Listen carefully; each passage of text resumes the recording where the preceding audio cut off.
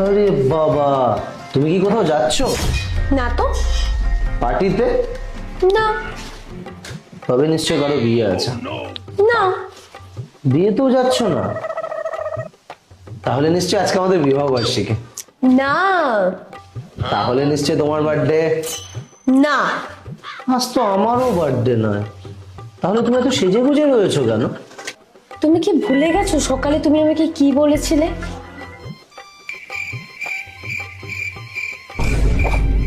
তুমি নিজের দিকে তাকিয়ে দেখেছো দিন দিন তোমাকে কি লাগছে দেখতে? যখন তোমার সাথে প্রেম করতাম না, তখন কত সুন্দর লাগবে, দেখে বুকের ভিতরটা ধরাস ধরাস করতো।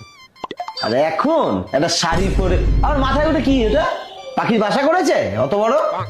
একটু পার্লার ফার্লার যাও, নিজেকে একটু যত্ন করো, বুঝলে?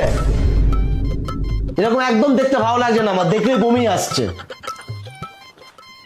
আর একটা কথা বলে দিই, আমার অফিসেও কিন্তু অনেক সুন্দর সুন্দর মেয়েরা আছে। হ্যাঁ, নিজেকে যদি না বদলাতে পারো, দেখবে কোনদিন আমি কার হাত ধরে চলে গেছি, তখন আমায় কিছু বলতে পারবে না।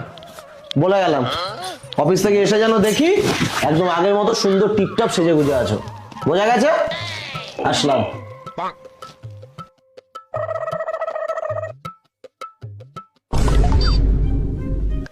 এই শোনো, আমার শরীরটা খুব টায়ার্ড লাগছে, যাও আমার জন্য খাবারটা নিয়ে এসো। আমি খাবার বানাতে পারবো না, ইনফ্যাক্ট খাবার বানানোও নেই। এখন গিয়ে করে নিয়ে এসো, কতটা সময় লাগবে? এইসব ড্রেস পরে কি খাবার কেউ বানায়? আর তাছাড়াও আমি আজকেই পার্লার থেকে সেজে গুজে পেডিকিওর ম্যানিকিওর সবকিছু করে এসেছি। আজকে আমি খাবার বানাতে পারবো না, ইম্পসিবল। তুমি একটা কাজ করো, তুমি বাইরে থেকে অর্ডার করে নাও। দেখো, মজা করো না, আমার না খুব খিদে পেয়েছে। আমি সিরিয়াসলি বলছি, আমি এসব কিছু পারবো না। আর শোনো, তোমার জন্য না একটা জিনিস আছে,